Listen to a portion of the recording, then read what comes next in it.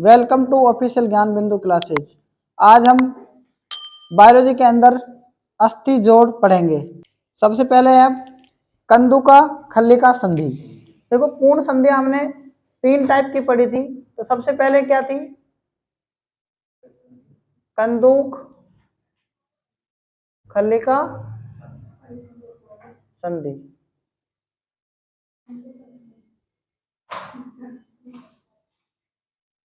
खल्लिका संधि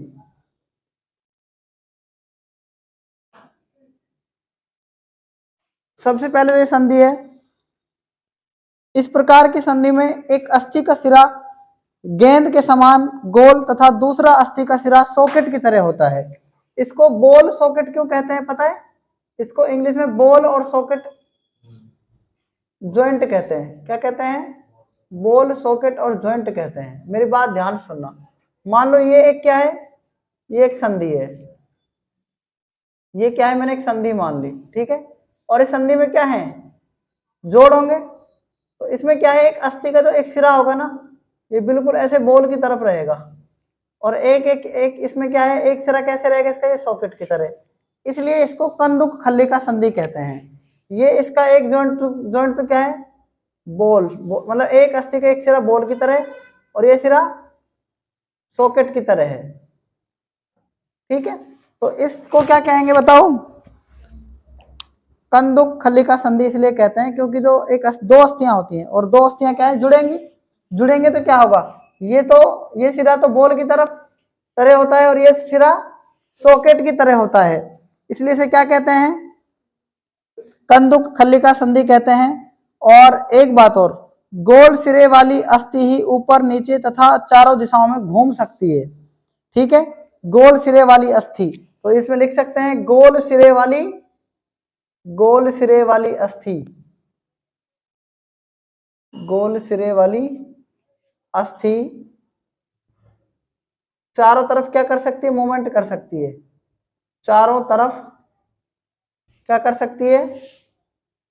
घूम सकती है। घूम सकती है। इसलिए इसे क्या कहते हैं? इसलिए ऐसी अस्थियां या ऐसे ज्वाइंट, इसलिए ऐसे ज्वाइंट यानी ऐसी संधि कहां पर होती है बताओ? अंश मेखला एवं ह्यूमरस की संधि। ज्वाइंट अंश मेखला और अंश मेखला प्लस ह्यूमरस, और प्लस में और कौन सी संधि हो सकती है बताओ? श्रोणि मेखला, फीमर, और फीमर भी लिख सकते हैं। फीमर प्लस श्रोणि मेखला।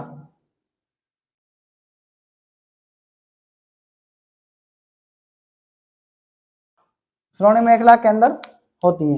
देखो, जो कंदुक खल्लिका संधि कहां कहां पर होती है, मेरी बात ध्यान सुनना। अंश मेखला जो ज्वाइंट है, अंश मेखला के अंदर जितने भी ज्वाइंट है ना, वो कौन से ज्वाइंट है? बॉल सॉकेट ज्वाइंट है। ह्यूमरस का मतलब क्या है? ह्यूमरस कहां पर है? इस बाहा के अंदर है। बाहु मतलब भुजा के अंदर, है ना। और फीमर कहां पर है? जांग के अंदर।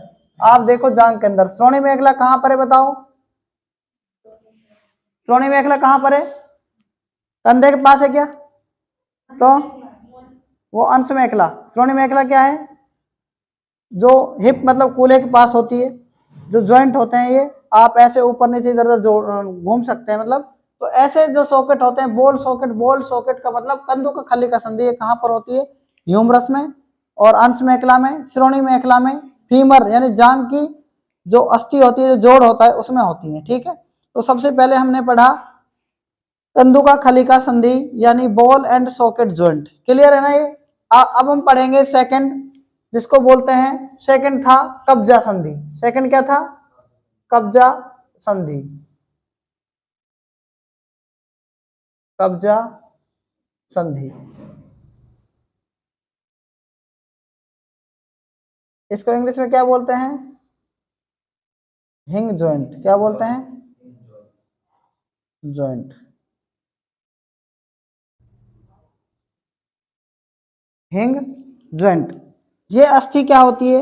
संधि, जो ये अस्थि संधि जो होती है, ये दरवाजे में लगे कब्जे से समानता दिखाती है, कब्जे के समान होती है। इसका एक सिरा दूसरी अस्थि से निर्मित गर्त से जुड़ा होता है। इस प्रकार अस्थियां केवल एक दिशीय गति करने में सक्षम होती हैं। कोहनी तथा अंगुलियों के पोरों की संधियां, तो इसमें आप जो कब्जा संधि होती है कहाँ कहाँ पर होती है, ध्यान से सुनना। ये कब्जे के समान दरवाजे में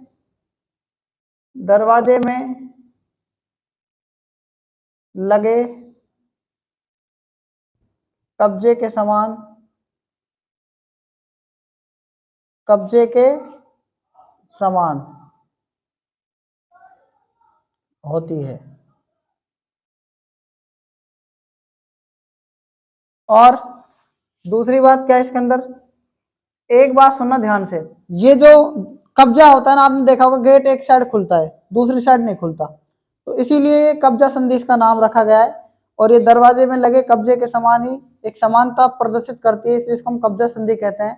सबसे पहले कहाँ कहाँ पर होती है बताओ, कोहनी के अंदर। कोहनी नीचे नहीं मुड़ सकती, टूट जाएगी। तो सबसे पहले जो एग्जाम्पल है इसका वो क्या है, सबसे पहले कोहनी, क्या है, कोहनी में, ठीक है, सबसे पहले क्या है, कोहनी। और दूसरा एग्जांपल क्या है, अंगुलियों के पोरों पर, अंगुलियों के पोरों, अंगुलियों के पोर या पोरों पर ये संधि होती है। ये संधि यहाँ पर इन पोरों पर इधर, ठीक है, और ये हाथ की उंगली है इस तरीके से यहाँ पर।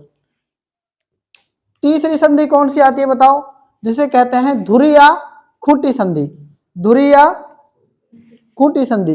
तो थर्ड नंबर पर आती है धुरी या खूंटी संधि। इंग्लिश में क्या बोलते हैं, पिवोट जॉइंट।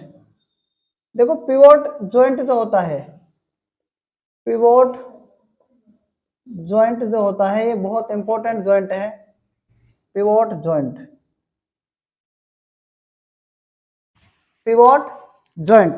सबसे पहले ध्यान से सुनना, पिवोट जॉइंट क्या होता है, जैसे मान लो ये क्या है, द्वितीय कशेरुका के ओंडोटॉयड प्रवर्ध तथा खोपड़ी के मध्य की संधि है, ठीक है। द्वितीय कशेरुका के ओंडोटॉयड प्रवर्ध प्रोसेस मतलब तथा खोपड़ी के मध्य की संधि। तो इस संधि को हम क्या कह सकते हैं, द्वितीय कशेरुका, द्वितीय कशेरुका तथा कशेरुका की ओंडोटॉयड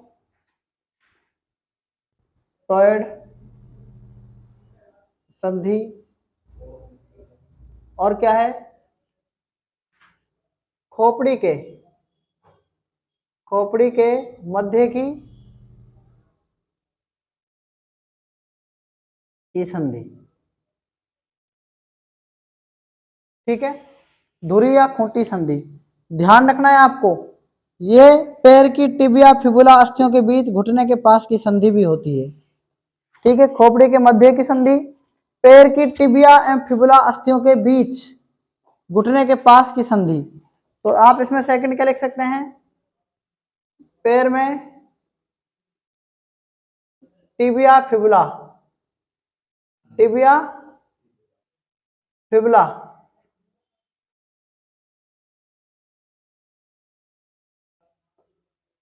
के बीच की संधि,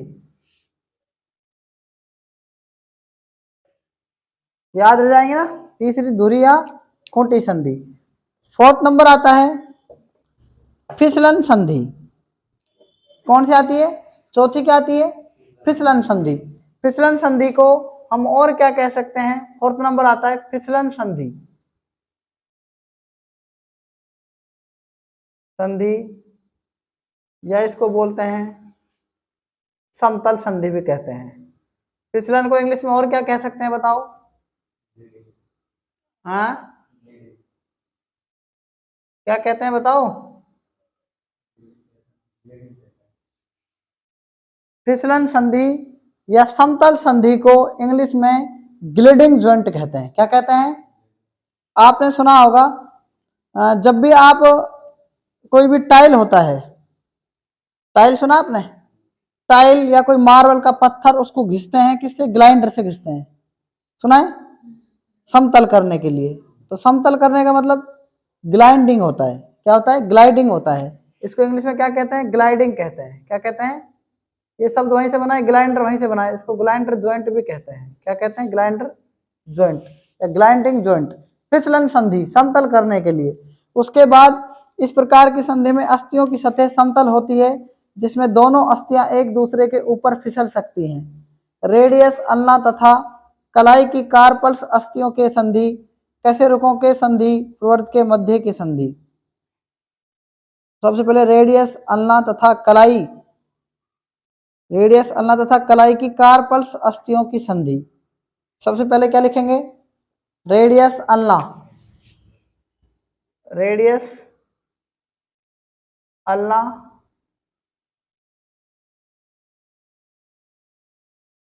तथा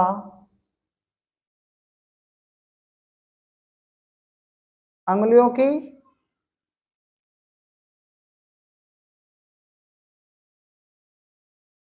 कार्पल्स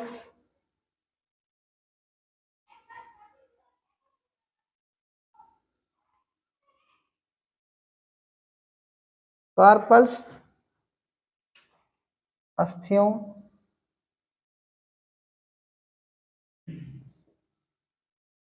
के बीच की संधि।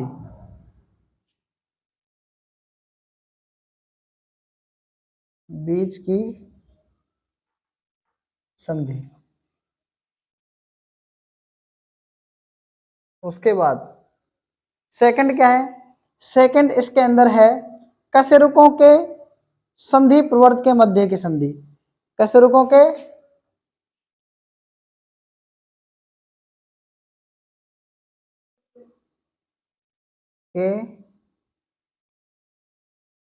प्रोसेस में, रीढ़ की हड्डी, यानी कशेरुकों मतलब रीढ़ की हड्डी के प्रोसेस में, कशेरुकों के प्रवर्ध में किसकी संधि बताओ?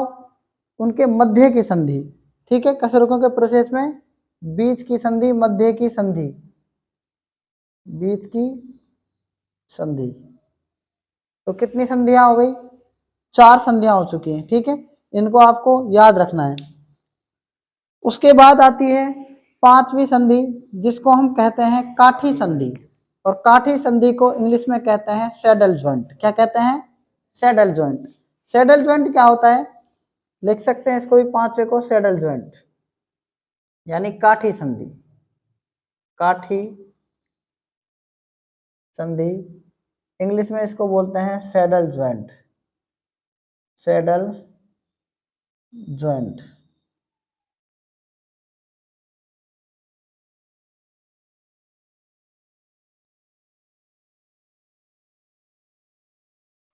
Saddle joint. सैडल जॉइंट क्या होता है? ध्यान से सुनना। सैडल जॉइंट उंगलियों में होता है। किसमें होता है? उंगलियों में होता है। कहाँ पर? देखो, इसे हम सैडल जॉइंट कहते हैं। ये होता है ना, ये वाले, ये देखो अब, ये सैडल जॉइंट है, ये सैडल जॉइंट इधर 1 2, ये सैडल जॉइंट है। समझ में आ रहा है सैडल जॉइंट क्या है? ठीक है, तो अंगुलियों में होता है सैडल जॉइंट। तो लिख सकते हैं आप इसमें नोट में, ये कहाँ पाया जाता है ये जॉइंट? अंगुलियों में। लेकिन मैंने अभी आपको बताया कि अंगुलियों में, इसमें अंगुलियों में क्या बताया था? अंगुलियों की कार्पल्स। कार्पल्स का मतलब समझ रहे हैं आप? फिसलन संधि कहाँ पर होती है? कहाँ पर होती है? कार्पल्स का मतलब क्या है? कार्पल्स ये कलाई। आप कलाई को देखो, आप ये खूंटी की तरह काम करती है। ठीक है, अगर कोई आदमी विकलांग होता है, उसका हाथ ऐसे टूटा पड़ा होता है ना, जिसको विकलांग कहते हैं ना, उसमें क्या है? खूंटी की तरह, मतलब उसका हाथ खराब हो जाता है। तो काठी संधि किसमें पाई जाती है? अंगुलियों में पाई जाती है, याद रखना है आपको। उसके बाद आती है एलिप्साइड संधि। उसके बाद क्या आती है? एलिप्साइड संधि। तो एलिप्साइड संधि लिखो। नेक्स्ट आता है ये बहुत इंपॉर्टेंट है इलिप्साइड संधि। इलिप्साइड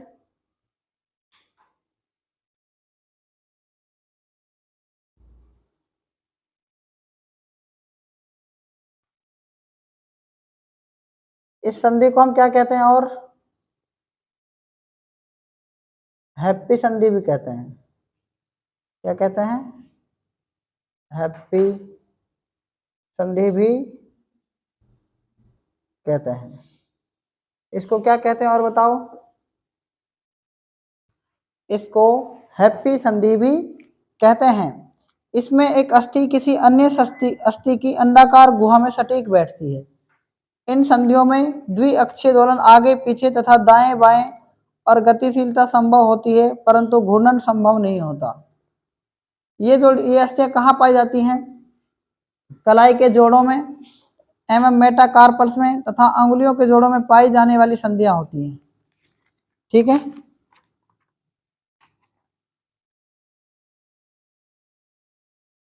सबसे पहले तो गर्दन तथा कशेरुक दंड के मध्य, गर्दन तथा कशेरुक दंड के मध्य ये अस्थि पाई जाती है। तो लिख सकते हैं इसमें पहली लाइन, गर्दन तथा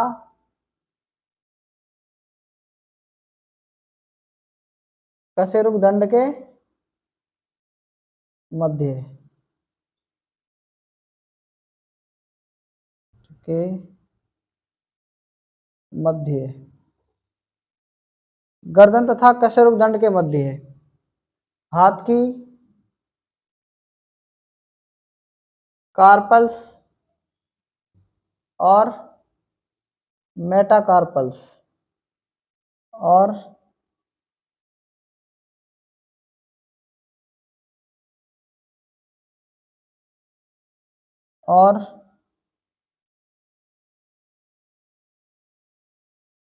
अंगुलियों के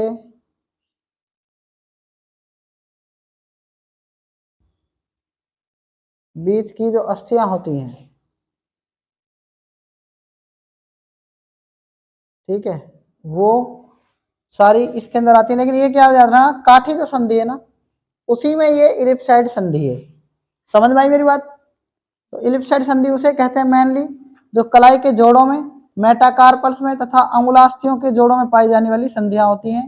उनको हम क्या बोलते हैं? बताओ, उनको हम क्या बोल सकते हैं? उनको हम इलिप्साइड संधि बोल सकते हैं। ये समझ में आ गया यहाँ तक? फिर आगे अपन लिखेंगे अपूर्ण संधि, फिर उसके बाद लिखेंगे अपन अचल संधि।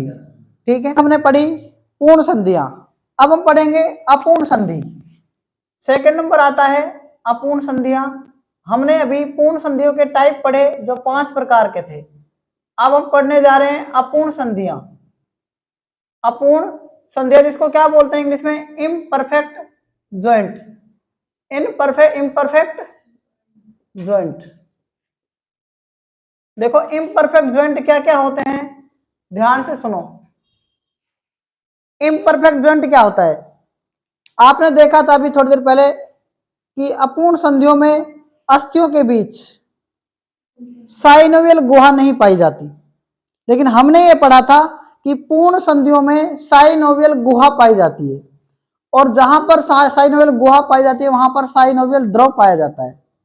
तो इन अस्थियों में क्या है, अपूर्ण संधियों में क्या होता है, जॉइंट में क्या होता है, इम्परफेक्ट जॉइंट के अंदर साइनोवियल गुहा यानी नहीं पाई जाती। तो साइनोवियल गुहा नहीं पाए जाने के कारण साइनोवियल द्रव नहीं पाया जाता। इस कारण क्या होता है, इनके अंदर गति नहीं होती, और जो साइनोवियल जो द्रव पाया जाता है तो वो क्या है, गति प्रदान करता है। क्या प्रदान करता है? गति। तो इनके अंदर क्या होता है, ध्यान से लिखना आप, साइनोवियल गुहा न होने के कारण क्या नहीं होता बताओ? कारण साइनोवियल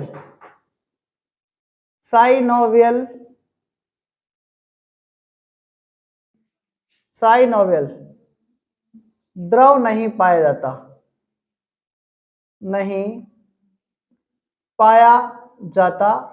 है।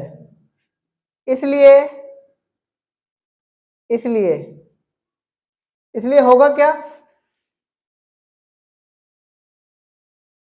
इसलिए इन के बीच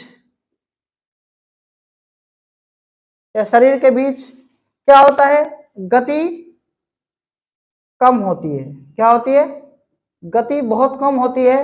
जब गति कम होगी तो क्या होगा, देखो जब गति कम होगी तो क्या होगा, ऐसी संधियों में घुमाव नहीं होगा। इन संधियों में क्या है, रोटेशन नहीं होगा, घूम नहीं सकती। तो ऐसी संधियां कौन कौन सी है, ध्यान से सुनना। श्रोणी मेखला की प्यूबिक संधि, तो एग्जांपल लिख सकते हैं, श्रोणी मेखला के अंदर क्या पाई जाती है, श्रोणी मेखला कहाँ पाई जाती है, श्रोणी मेखला की प्यूबिक संधि, प्यूबिक संधियां, श्रोणी मेखला की प्यूबिक संधियां, प्यूबिक संधियां समझ में आ गया, श्रोणी मेखला की प्यूबिक संधियां। और दूसरी है कशेरुकाओं के बीच की अस्थियों की संधि, कशेरुकाओं के बीच, कशेरुकाओं के, कशेरुकाओं के बीच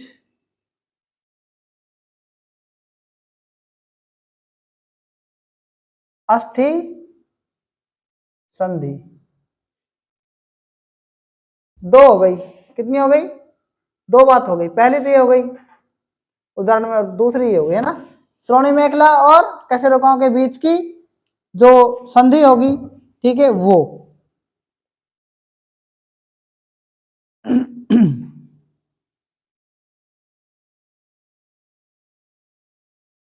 अब तीसरी आती है अचल संधि, जिसको इमूवेबल कहते हैं। तीसरी क्या आती है, अचल संधि। दूसरी ये थी, तीसरी है अचल संधि, अचल संधियां। सुनना ध्यान से, अचल संधि में सीधी सी बात है, जो चल नहीं सकती, जो चल नहीं सकती, जो बिल्कुल पास पास होती हैं, ऐसे इस तरीके से बिल्कुल पास पास जो होती हैं, ये क्या करती है, चल नहीं सकती। जितना आप पास होंगे ना उतना चल नहीं सकेंगे। जितना गैप आपके अंदर होगा, जितनी आपकी साइनोवियल गुहा होगी ना, उतना ही आप दौड़ सकते हैं, चल सकते हैं। इसलिए इनमें क्या है, अपूर्ण संधियों में साइनोवियल गुहा का अभाव रहता है, ये चल नहीं सकती, मतलब दौड़ नहीं सकती, क्योंकि इसके अंदर क्या है, गैप नहीं रहता। गुहा का मतलब गैप, गुहा का मतलब क्या है, गैप। तो ऐसी संधियां इसमें कौन कौन सी होती हैं, खोपड़ी की अस्थियों के संधियों के बीच, खोपड़ी की संधियां। आपने देखा होगा खोपड़ी की संधियां इधर उधर नहीं हो सकती। आपने ये भी देखा होगा, अगर खोपड़ी की संधियां अगर मूवमेंट करती है तो सर दर्द होने लग जाता है, ठीक है। इसलिए ये खोपड़ी की संधियों में क्या नहीं होता, ये चल नहीं सकती, ये अचल संधियां होती हैं, ठीक है। इनको आपको याद रखना है। तो उसके बाद हम पढ़ेंगे अस्थि संधियों से संबंधित सामान्य चोट कौन कौन सी आ सकती है।